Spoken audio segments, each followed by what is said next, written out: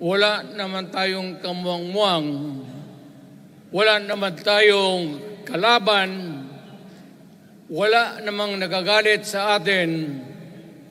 Pumunta ang Espanyol at inagaw ang ating lupa, hinirang. For 400 years, nagtiis ang Pilipino subjugated by foreigners. Then, during the American and Spanish War, natalo ang Espanyol at napunta ang ating bayan sa Amerika. Anak ng grabe ang tiis ng Pilipino, yung mga lolo natin, kung gaano na lang sila pinahirapan. Alam mo noon, kung hindi ka magsimba, ay may mga pare nandyan, they know the history of Christianity. Alam mo noon, kung hindi ka magsimba,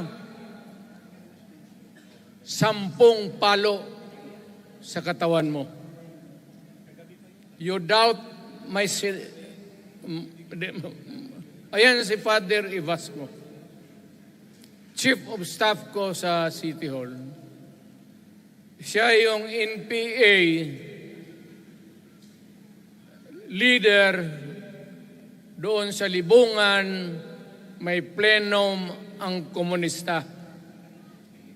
Itong mga sundalo natin, nandito sa harap ko, nahuli yan si Ibasco. At ako naman ay fiscal noon, pumunta ako sa Katitipan para i-administer ko yung oath niya, yung statement niya kung totoo o hindi. Pagkatapos noon, sabi ng mga sundalo, Piskal, papatay namin itong 2 pare. Father Tison, Waray, pati si Father Ibasco. Bumaba yan sila sa Visayas para makiksapalaran sa NPA. Sabi ko, wag, kasi pare yan. Puta, alam mo, ang Diyos nandyan eh. Kung ito lang naman yan ang prinsipyo, ideolohiya, hindi naman kriminal yan, kidnapper o pusher. Sabi ko, kulungin na lang ninyo. So, sa matagal na panahon, sulat siya ng sulat kay Cory. Eventually, na-release yan sila lahat, pati na ang asawa nila Quintanar, yung mga komunista, mga Esparo, nanggaling dito at naging uso sa buong Pilipinas, yung pagpatay. Wala. Barangay captain, konsehal, military, navy, police, puro may pamilya. Anak ka ng kakawalang kwenta yung ideolohiya. Kung hindi mo man lang mabinta sa mapayapa na panahon, so kinuha ko siya Chief of Staff, tapos umuwi siya sa Bohol, naging governor. Pare ito. Nandito siya ngayon, kasama tayo, at maraming salamat. You guys from other parts of the Philippines nagpunta rito para lang makipagduyog sa Bisaya. Sumama lang. sa ating, kung sabay tunong sa Tagalog, yung ating, the purpose of why we are here. Wala akong no longer in politics. I am not a candidate. Nahirapan nga ako mag-akyat ng hagdanan. I am 80 years old. Hindi, 79 lang, pero hindi binibilang yan eh. Sabi malas daw. Sabi ng asawa ko, 80 na ako. O, sige, 80 na. Pero nung lumabas itong People's Initiative, okay man yan. Abogado ako. There are 3 ways of amending the Constitution. Mag-constitutional convention, mag-election tayo sa political districts ng representante para sa assembly to convene there and propose changing or modification of our Constitution. Itong People's Initiative, pati itong Congress, they would convert the Congress into a constituent body and propose the Constitution. Alinman dyan sa lahat, it will be submitted to the people for ratification. Ang problema dito, ako, Mr. President, Ma'am Lisa Araneta Marcos, hindi ninyo ako kalaban. Wala akong sinasabi ng masama. Hindi lang ako makakampanya noon. Alam mo, iniiwasan ko ito. Itong panahon na ito talaga ang iniwasan ko kasi mapipilitan ako ngayon magsalita laban ng mga tao sa gobyerno. Alam mo, Mr. President, hindi ako maghingi ng tawad. Kagawan mo yan eh. It is your responsibilities sa sarili mo.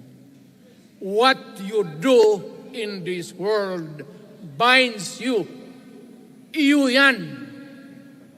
Huwag mong sisihin ang ibang tao kasi sarili mong utak at katawan yan. Nung ako'y mayor, pinakitaan ako ng evidence ng PDEA. Doon sa listahan, nandoon yung pangalan mo. Ayaw kong sabihin yan kasi magkaibigan tayo. Kung hindi magkaibigan, magkakilala. Ikaw pumapasok kayo ng alanganin. Mr. President, baka susunod ka sa dinaanan ng tatay mo. Diyan ako takot. Ayaw ko mangyari sa iyo yan. Pabor lang ako namang nagmamakaawa kasi it will divide the nation at madugo itong panahon na ito. Alam mo, Mr. President, sabihin ko maya sa tao kung ano ka.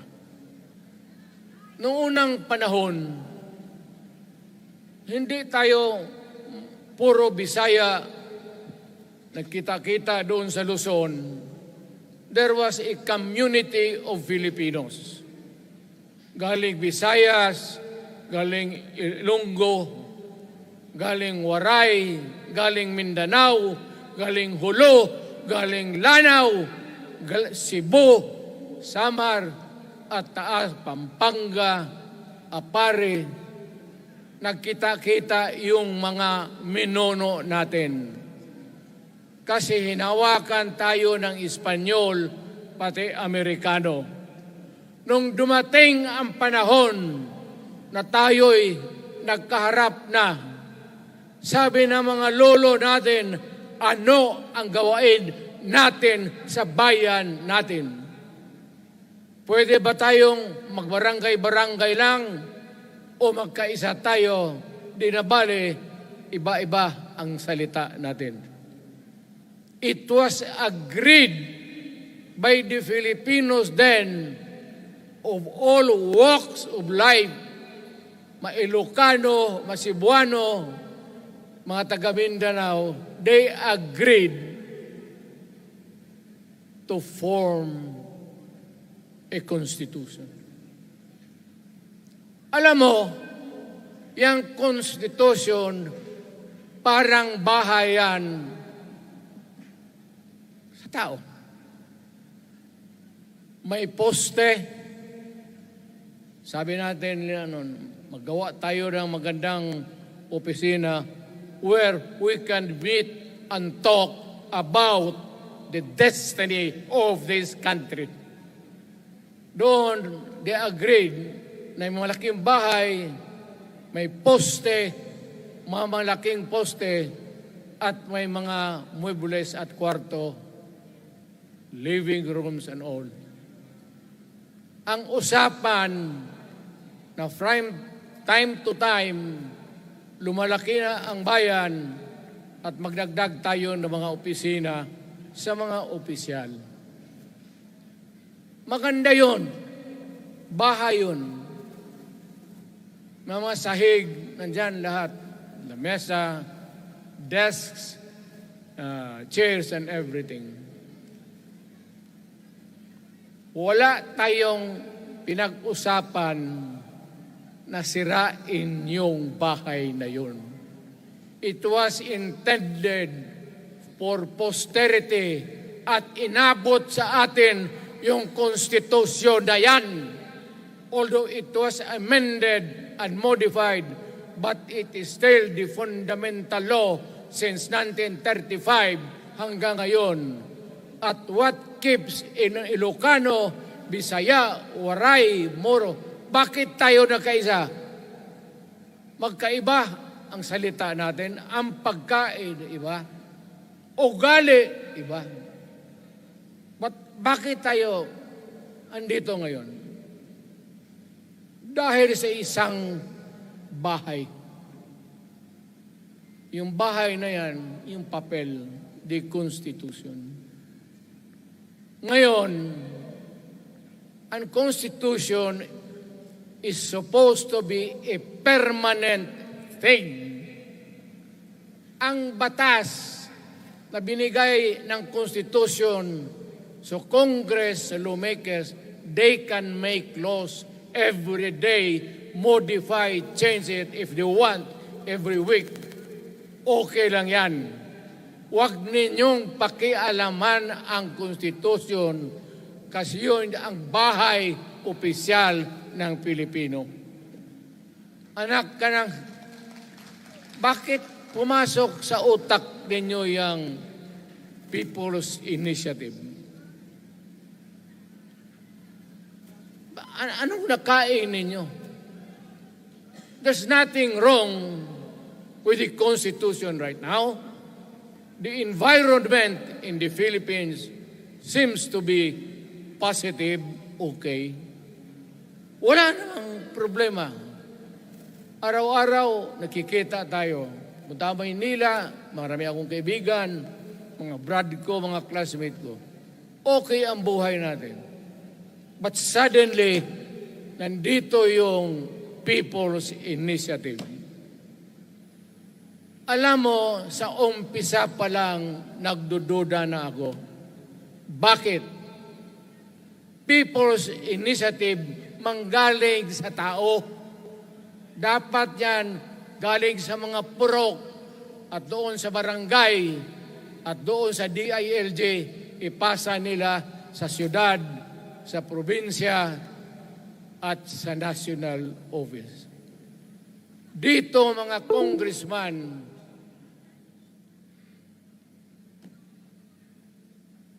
alam ninyo, kung magkaletse-letse yung buhay na ito, sabihin ko sa military, sirahan ninyo yung Congress. Magastos, nagbabayad tayo, nag-usek-usek sa kwarta. Sige pamayad para People's Initiative. So, what is the motivation? Galing ba sa puso ng tao yung pinipirma niya? Hindi yung pirma niya yung petition para ito, kaming nagsipirma dito, pumayag na merong pagkaiba ngayon sa Constitution. Pirma lang, pati pera. Anong klase yung putang inang yun? Ganon na lang ang tingin ninyo sa Pilipino. Pagka ganon, maghiwalay-hiwalay na tayo. Kayong taga Luzon, pumunta na yan sa Mindanao, mag-declare na lang tayo ng independence separate. Bakit binababoy ninyo ang bayan natin? Ako naging presidente. Ako naging mayor. Ako naging congressman. Ang sinasabi ko sa inyo, putang ina.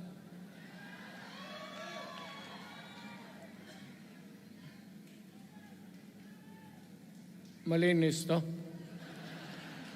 Baka ihi mo ito ha.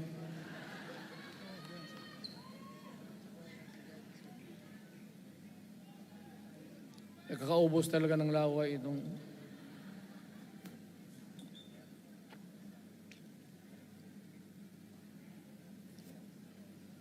What do you expect? The national government, particularly ang Malacanang, anong gusto ninyong response? Niwala kayong mga seminar na ganon. You never educated the Filipino people. You want the Filipino to remain ignorant para you can do what you want with the country. Yan ang totoo. Kasi ginagago ninyo para walang alam ang taong bayan. Well, kaming nakapag-aral at may alam kundi, hindi katanggap-tanggap yung ginagawa ninyo. Sa umpisa pa lang, binibili na ninyo yung signature ng Pilipino. Yun ba ang People's Initiative? You know, national, provincial, city, munisipyo, then the barangay. Yan ang echelons ng power sa gobyerno. Hindi naman ninyo gigamit ang barangay at binigyan mo ng 20 milyones isa't isa sa kanilang mga congressman. At binibili ang Pilipino. Alam ninyo kung ano yan? Kaluluwa ang ninyo ang binibili ng taong bayan. Hindi ako mapayag ng ganon. Nakapag-aral ako, hindi naman ako ignorante. Bakit ka mag-people's change? Ang problema ninyo, ganito. Hindi pa, pauna. Ang malas ng Pilipinas, every president, almost all, pag upo na dyan sa Malacanang, walang ginagawa kung mag-isip ang mga putang ina kung paano pahabain ang termino nila. That's the problem. Bakit ganon kayo? Ang demokrasya may eleksyon. Para naman, tignan din nyo, Presidente Osmeña Bisaya. Ang napaalaala ko pa, Garcia Bisaya. Then Magsaysay Ilocano. Then si Quirino Ilocano. Ganon dapat. Ang election is a cleansing process. Gumagalaw yan. Huwag mong pigilan.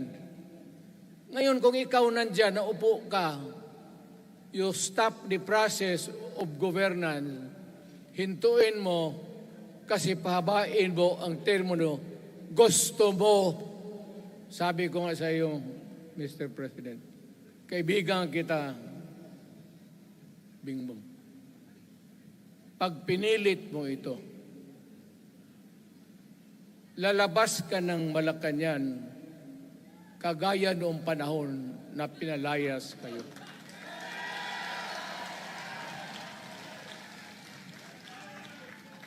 Alam ninyo, kung hindi na talaga ito mapigilan, nandyan ang military pati pulis, makinig kayo. Pag-aralan ninyo kung ano yung pinapakain nila sa taong bayan.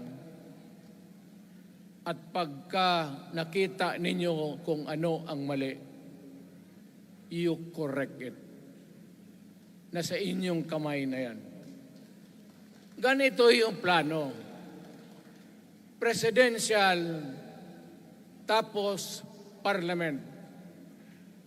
Ang presidential, lahat kayo, ako, ikaw, lahat, hanggang doon, nagboboto, direct vote to elect a president. Itong parliament, prime minister lang ang magboto, yung mga assembly who are the congressmen now. Putang ina ninyo, wala akong tiwala sa inyo. Wala kayong prinsipyo, bukang pera kayo lahat. Yan ang totoo. Kaya gusto ko, pag nagka-letse-letse nga, pumasok ang military, palitan ninyo lahat. Arestuhin ninyo kasi nagsasayang ng pera at yung ginagastos nila is a fraud, swindling ang ginawa nila. You must account for the wasted money, for the money that you bought the signature of a Filipino. Bribery.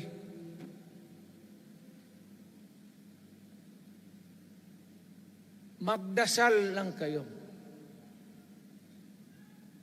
If by the grace of God, mabalik ako,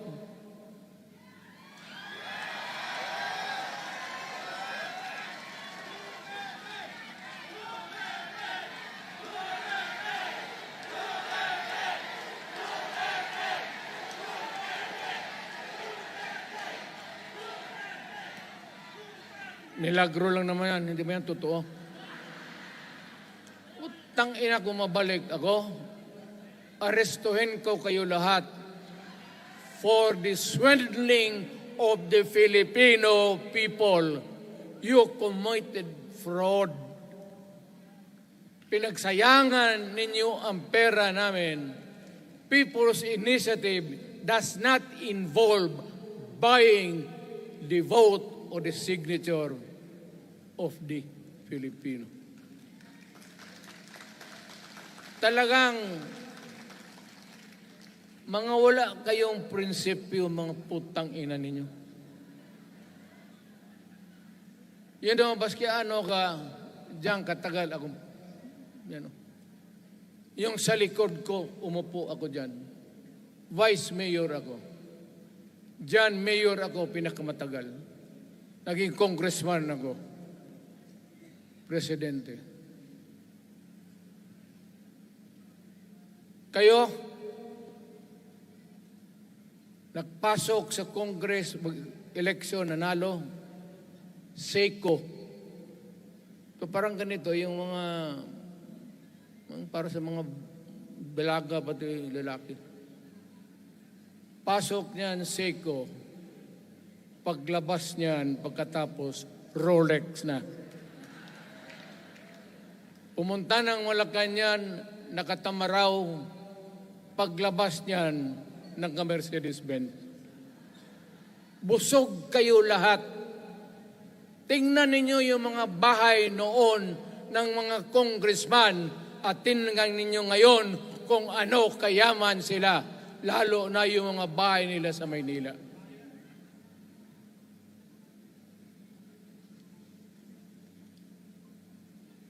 Wala kayong masabi sa akin. Alam mo bakit diretsahan ako magsalita? Ninipahat, wala ako. Paglabas ko sa Malacanang, lipad ako dito. Pumunta ako sa bahay ko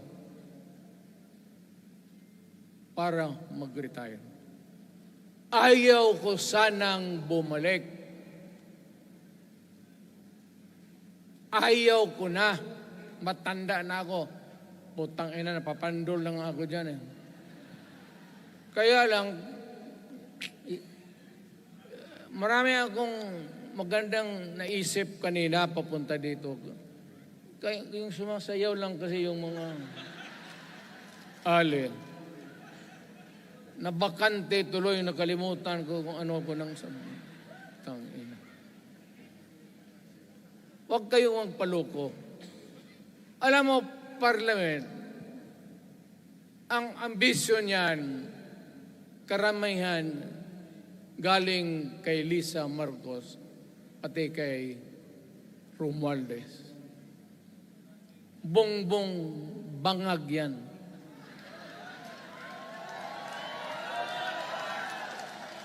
That's why sinasabi ko na sa inyo ngayon, si Bongbong Marcos bangag noon, ngayong presidente na bangag natin ang presidente. Kayong mga military, alam ninyo yan. Lalo na yung nasa Malacanang. Alam ninyo. The Armed Forces of the Philippines, alam ninyo. May drug addict tayo na presidente, putang inang yan. Ayun ang, bakit ako nagkaroon ng kaso ng ICC? Sabi nila, pinapagpatay ko raw yung mga drug user at drug addict. Mabutit na lang, wala na ako sa pwesto, baka kasali ka pa. No, Mr. President, pinilit ninyo kami. Kayo yung sa Bisaya, kinikitoy mo yung Pilipino. You are testing the waters. Not even. You are, pushing to the limits ang pasensya ng Pilipino. Wag na wag mong gawin yan. Wag mong gawin yan, wag mong ituluyan, kaya magkagulo. Pag hindi namin napilitan kayo sa mga rallies, sa aming mga boses, ang sentimento namin, ako'y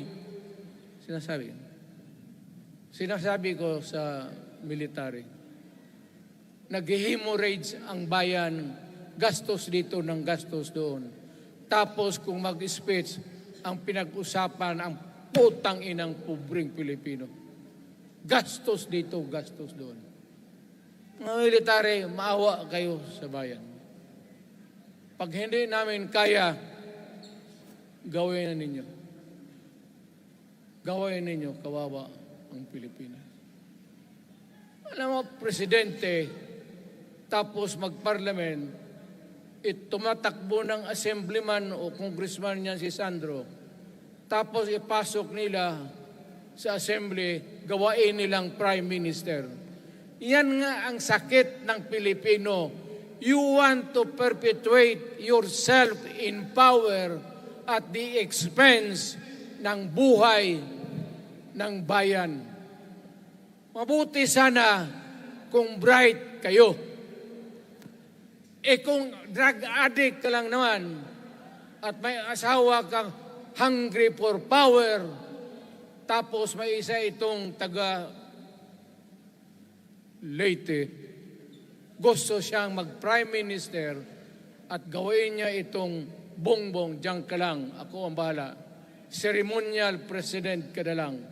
Ako na ang magpatakbo ng bayan sa parliament. Yan ang plano nila. Yan ang hindi talaga matanggap natin. Kalukuhan niyang putang ina. Huwag kayong, alam mo, bakit ako magkipag-away ng presidente? Marami siyang sundalo. Kaya natin, kayong pumalag, pero there is always a time for everything. May panahon na ikaw ay sikat. Sa ayaw mo at sa hindi, may panahon ka talagang bababa dyan sa Malacanang. Gaano katagal ka man to hang on to the power, that is for God to decide for the nation. Kami, patayin ninyo, wala na akong silbi. Tapos na ako, naging presidente na ako. Nakatikim na ako ng pag-upo ng silya dyan sa Malacanang. Ganoon na lang ang ang alaga ko sa bayan. Alam mo ba, talungin mo yung lahat ng senador. Magbisita sila, isang kanin, isang pork chop o isda, sabaw. Noong panahon ko, sabi ko, yan lang ang mapakain ko sa inyo. Walang steak kasi mahal yan. Hindi natin pera itong kinakain natin. Yan ang totoo. Magtanong kayo ng taga-Malacanang. Hindi ako nagpabibida. Sinabi ko lang, huwag ninyong kalimutan, Mr. President, ang delikadesa. Mahirap yan. Magkaroon tayo ng... Ngayon, wala naman, yun naman lang ang dapat lang pagpintuhan natin. Huwag kayong pumayag dyan. Binabastos kayo. Anong bakit? Bakit nadalhin tayo sa parliament? Anak ka na. So pag doon, kontrolado na nila, pati yung anak na assured na maging... Yan nga ang mahirap eh. Lahat na maging presidente, ang pamilya nila, walang inisip kung hindi paano titira dyan hanggang sa matapos ang panahon. May I remind you, itong election, papalit-palit ito. Para sa lahat, mayroong Ilocano, may Bicolano, may Bisaya. Hindi mo pwedeng suluhin yan. The election is a cleansing process. It does not, it's never the intention of whoever wrote the Constitution na ikaw, isang Pilipino, taga-Paway, taga-Batangas, taga-Davao, ikaw, Rodrigo Duterte, nandiyan ka na, huwag ka nang umalis. It was not the intention of the lawmakers. Demokrasya tayo, Mr. President. Huwag mong kalimutan na isang term ka lang pagkatapos bababa ka na. Pag ayaw mong bumaba, putang ina, magkagulo ang bayan, sabihin ko sa inyo. Ngayon, nakikinig kayong mga military.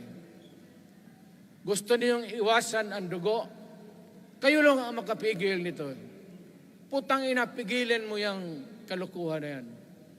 Pagka hindi itong rally na ito, it will multiply all over the Philippines and there will be trouble.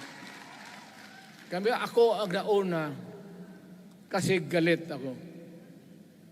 dumaan ako ng presidente.